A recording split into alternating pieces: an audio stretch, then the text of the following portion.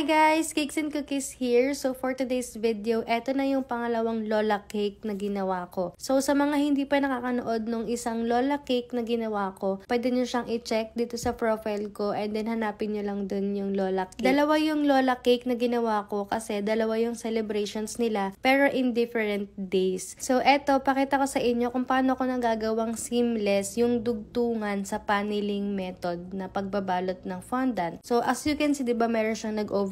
Kinat ko yon and then tanggalin ko yung sobra sa ibabaw tapos tanggalin ko din yung nandun sa ilalim. Ayan. Tapos yung natira dun sa kabilang side, yun ang lalagyan natin ng water para magiging pandikit. Ganun.